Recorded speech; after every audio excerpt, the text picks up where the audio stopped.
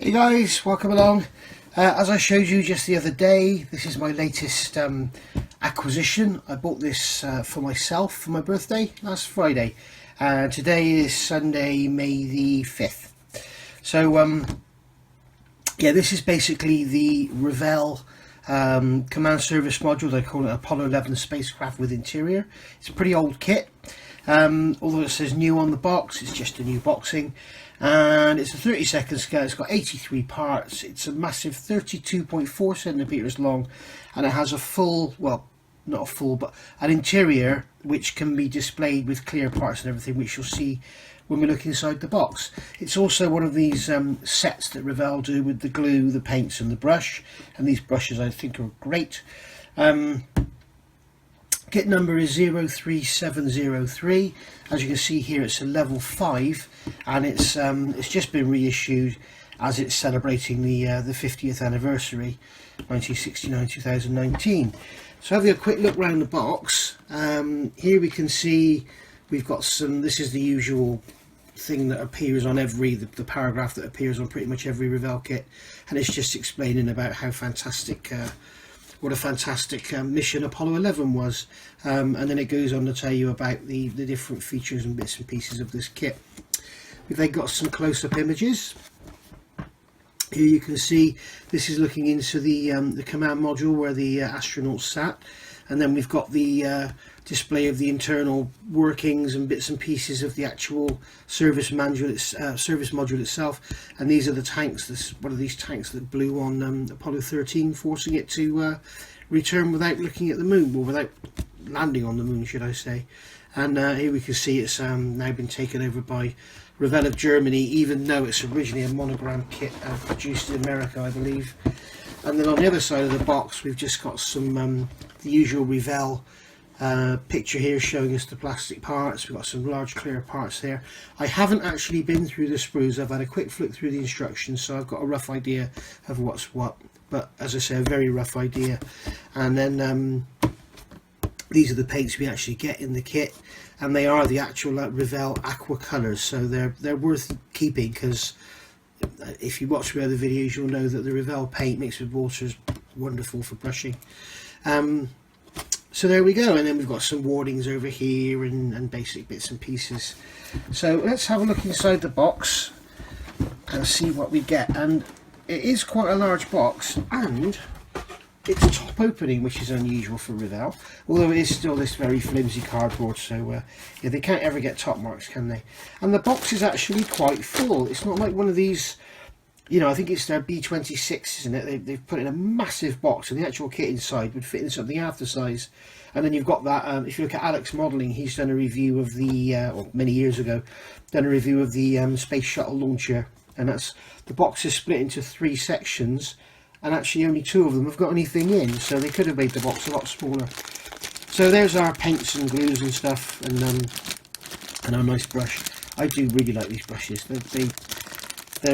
I use them for dispensing paint into my airbrush and mixing, and they're extremely durable. They're really, really good. So yeah, I like them. And then here, all the parts are in one big bag that's separated inside that bag by other bags. So that's all the plastic parts. And then at the bottom here, we've got the latest style of Revell instruction manual. And then we've got some decals here for the interior, and a health and safety sheet there. Okay, this is my second take on this, because basically I've gone through the instructions and I don't know what anything is. So I remembered, because I'm old, I remembered that many years ago Monogram and Revell used to, in their instructions, they used to give a list of parts at the beginning, and it told you what every part was. So it would tell me what all the different tanks were and what the different bulkheads were called and everything. And then later years they changed to a different style. So I went on to Scalemates, and I couldn't find an early instruction manual. But I've printed this one out. This one's from 2009. But as you can see here, you go through the manual and it tells you what the parts are. So it is the floor. I was, in my last review, my last take of this, I couldn't decide if the bottom of the lunar module was actually the floor or the back, because as the astronauts sit, it's behind them, so it's their back. But so yeah, you get to see what all the different pieces are. So I'm going to keep that there as a reference for me, and I can tell you what all the bits and pieces are going through. So let's have a quick look at the decals. Very, very simple, very, very basic, almost sticker-like decals. I'm not convinced this colour is correct.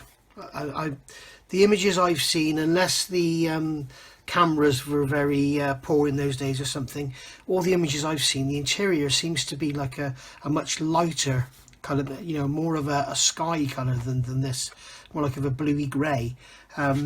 Please let me know in the comments what you think. I won't be using these, as I'll discuss later. I've actually ordered some aftermarket stuff for it, so I won't be using them anyway. So here we go. Our normal format with our modern Revell manuals is giving us all our helpful guide here on how to put the model together, washing the parts, cutting parts off the sprue, putting decals in water, painting detail parts on the sprue, whatever. And if you're a beginner, then it's all good stuff, and it's telling you all your legends here about different pieces. Then we get into the paint call-outs, and as I said, you do get 4 paints with this. That one, I think. I'm not sure which ones it is now. But they are, the beauty when you get these Revell models with the paints, they are actually the Revell aquacolor paints. The paints you get with the Airfix starter sets aren't so brilliant, but these Revell paints, as you'll know from my other builds if you follow my channel, Revell paint is my latest favourite thing. Mixed with water and brushing it, it's just incredible, it's brilliant. So there's our paint call-outs, and then we've got our sprue layout. There are different sprues and different bits and pieces. Here's our clear parts, and you can see it's a fairly simple kit. It's fairly basic, but it will build into quite a representative big old model that will look great in your display. So we're starting off here with the floor of the actual command module. This is the cone part at the front, and then we've got these parts going on the outside here, and as I can see from my reference here, that they are reaction control engines. And then we're moving over to the actual, this is the protective cover that goes over the floor, the one that glows red when it re-enters the atmosphere. And we're adding these little tanks here, we're assembling them first, and they are actually, so this one is a helium tank, so 6 and 7 make up a helium tank. These are the oxidizer tank, these halves here, so that's the oxidizer tank. And I'm sorry, there's 2 of those, so there's 2 oxidizer tanks and 1 helium tank going in there. So there we go, you've been informed. And then we've got all these, they're called support frames, I called them stiffeners, whatever. And then we're going over the page in this manual. And well, I'll put that up there. And yeah, this is basically now the main instrument panel, and they're telling you in these instructions to paint it interior green. I'm not sure. And obviously this is the more paneling, instrument paneling and stuff. And then we've got our astronaut here. There's 3 of those, and we'll look at those in a minute. They're not brilliant, but we've basically got 3 of them. We can put in if we want to, or you can leave them out. But if you're going to have it displayed in flight, then you're pretty much going to have to put them in there, really. Or you can get the resin ones. There's some resin aftermarket ones you can get. So here we are assembling the seats. Now, in the actual old instructions, they call this the couch assembly. So I don't know if it was known as a couch, but yeah, these parts are called the couch supports, and these are called the couch. Maybe they were, I don't know. If you work for NASA, maybe you know, but I'd be surprised if they were called a couch. So here we go, going over again onto our next page. And we've got the command module assembly continued here, and this part going on here, this is called the landing subsystem, and here's our instrument panel obviously going in, and we're going to fit our couch assembly into our main instrument panel, so that's just going to be suspended in there. I see. So what's happening is this actual assembly here goes into the floor, and then the actual couch assembly, the seating area, supports the main instrument panel there. So it's obviously all braced in because they did get a hell of a lot of G's If you watch Apollo 13, there's a part in there where they do the stage 1 release, so they said you're going to feel a small change in G, guys. Yeah, right. They almost get ripped out of their seats. And then here we've got part of our docking assembly going on. They're calling it probe assembly, and these are all these bits are called probe supports. And the bit at the back here they're calling the probe body. This is a docking ring, and this is the command module body here, and assembling everything up there. Then they've got the handles going on the outside. Sorry, we're jumping ahead here. On the old instructions they put the handles on now, on the new instructions they don't. So these are actually fuel cells here. So those parts there are fuel cells. These parts here are the oxygen tanks. So I believe that's what went, wasn't it? Was it the oxygen or the hydrogen? And then we've got hydrogen tanks over here. So they were, I'm not sure if it was the hydrogen or the oxygen tanks that went on Apollo 13, but it was one of them that blew it all up. So then we're going to put all that assembly into our actual module here itself, and then add in some, these are fuel oxidizer tanks, these little ones, and that little one there is a helium tank. And the main one here is a fuel sump. It's called a fuel sump, and then you've got a fuel tank bracket going on the top here. So hey guys, you're getting to know what all the parts are. And then we're assembling all that together. So that's that gone together now.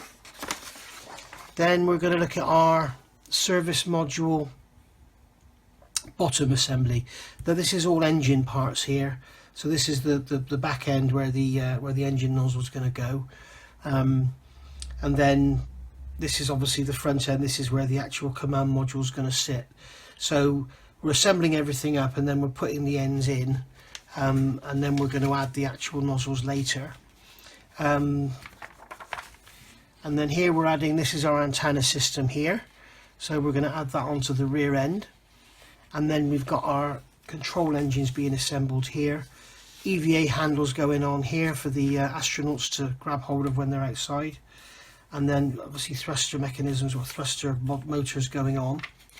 Adding our engine exhaust nozzle there.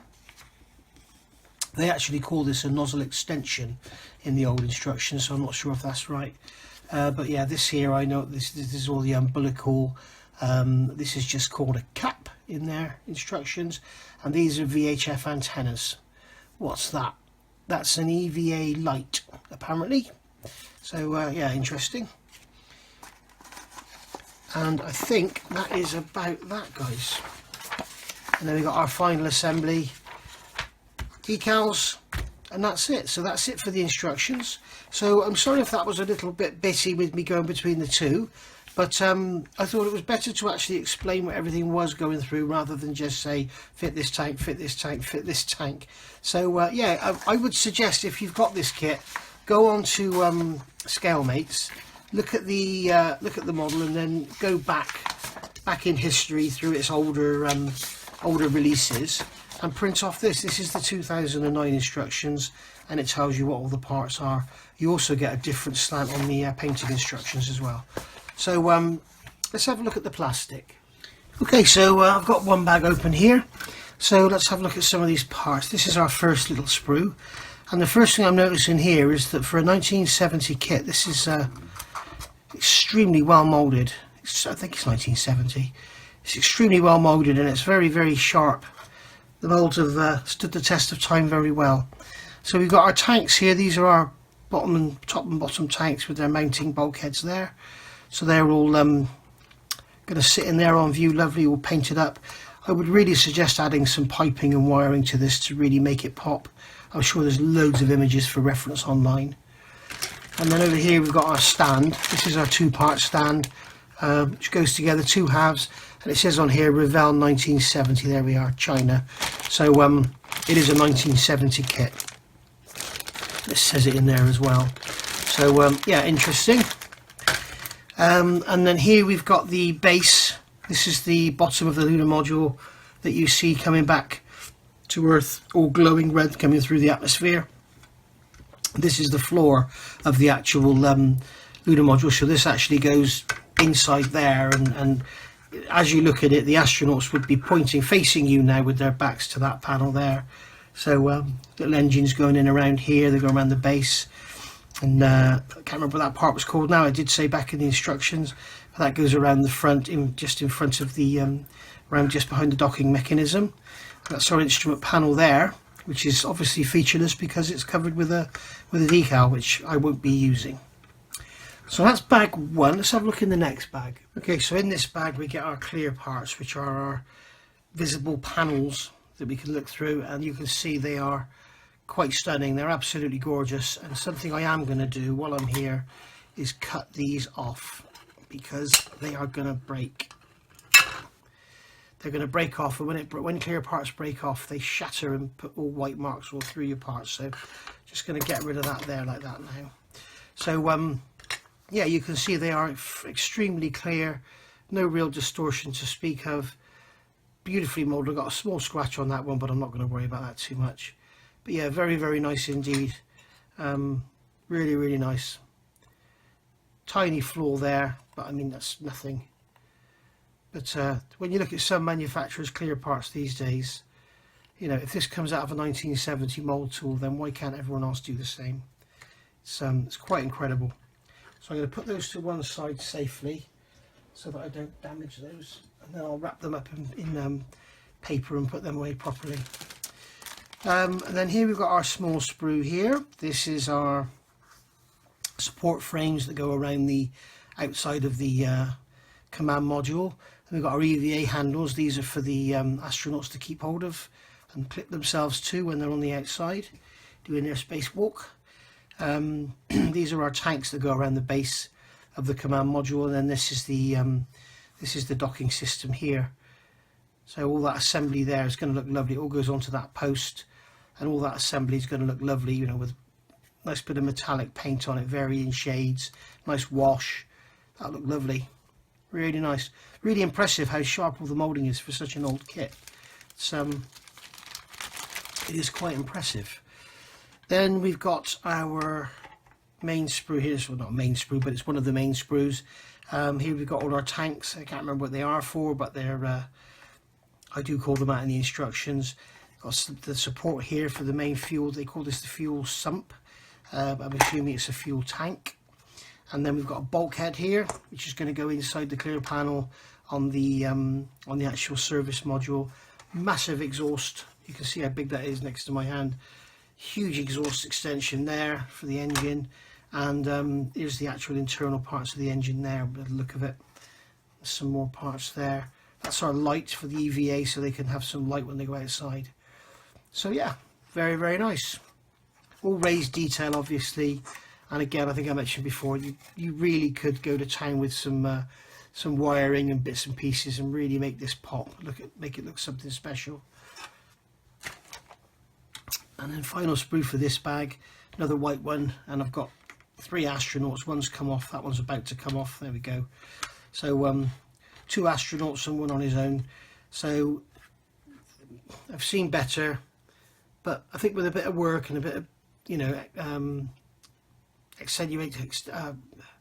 think of the word I'm looking for. Make them more detailed by some scribing and maybe a bit of filler work and stuff.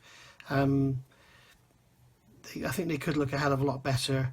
I'm not sure about the helmet. If it just looks, it's completely featureless. I'm not sure if it should have some sort of frame on it. I can't remember now, but I'm sure if it should have, they would have put it on there. It would be nice to have a head in there and then a clear part to put over the top. That would have been better, wouldn't it? But you can get resin replaced from Newware, so if you want to replace the astronauts, you can always do that. And then this is the seat frame support, the couch supports as they're called in the old instructions. And these are our instrument panels here.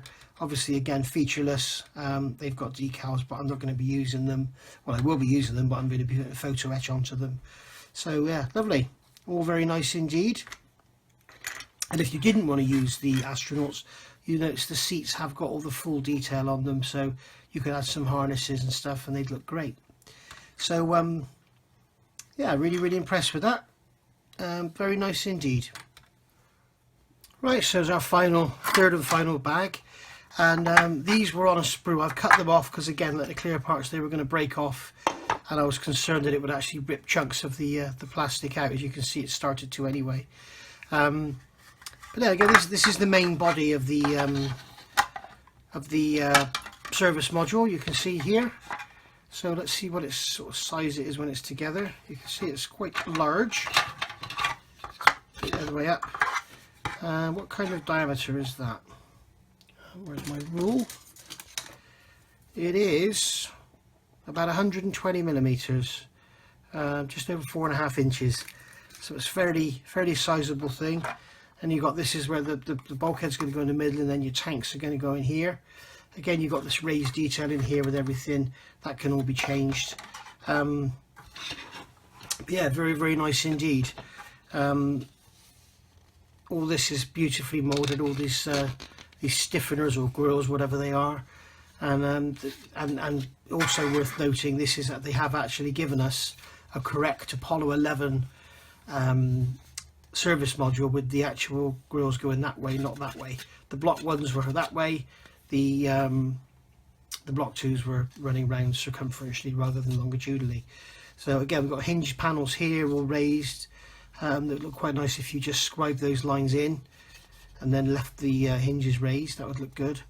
But yeah, I think I should probably go over and rescribe all this. But then, as I said, I've got an aftermarket set coming for it, and there's quite a lot in there. And I'm going to put some pictures up as soon as I finish this review, and then you can see basically what's what with that set.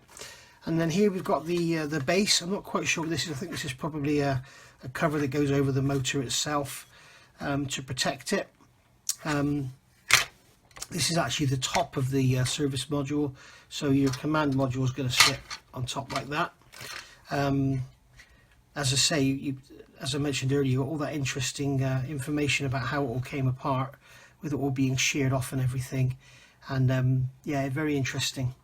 So so there we go, guys. That's really nice. And then we've got our main command module here, which is this is the only piece of the whole Saturn V that comes back, and little sort of window port there, little window port there, and then we've got the rest of it is made up by the clear part, and this will then glue onto that large base we saw earlier. So and this should be a very highly reflective, very shiny, so it may lend itself to using some metal foil, or certainly some of the more modern, you know, extremely shiny paints. So I'll give that a go and see how that comes out. Again, all this I think could do with being engraved rather than all raised, but we shall see. So that's that, guys. That's the kit. Really pleased with it. 03703 is the kit number. It's 32nd scale, and it's the Apollo 11 spacecraft. Now, as I mentioned earlier, I've got some aftermarket on the way. When it arrives, I will do a full review of it for you. But just as a quick sneak preview, this is the decal set that I've ordered for it, and it's got full decals for all over the whole thing. And then this is the interior set. So this is basically all photo etch, and you can see there that I'm getting all the panels there in proper relief and everything, so they can all be painted up beautifully. The set includes a CD and everything, I believe, or is that the exterior set? I can't remember now, but we get the antennas as well. So that's going to really make it pop. And then when you actually look at the exterior set, we're getting a lot more photo etch, and then we get a load of resin pieces as well. Another set of antennas, so we can afford to go wrong with them. And there it all is, basically in photograph form. And as I say, as soon as it arrives, I'll do a review of it and everything for you. And I may actually order those resin astronauts. We'll see. But I'll get it all online for you anyway, so you can see what it is I'm doing. And thanks for watching. If you've liked this, please subscribe, hit the notifications bell. I've got a 1/44 scale Saturn V build going on at the moment. I've just done a review, and we'll be building the 1/96 scale kit, and I've got all the aftermarket for that too. I've got the realspace.com command service module, command module, and the BPC for that kit, for the 1/96 kit. and I've got all the new wear decals and photo etching and everything for it as well. So thanks for watching this, and I'll see you all soon. Happy modelling. Bye bye.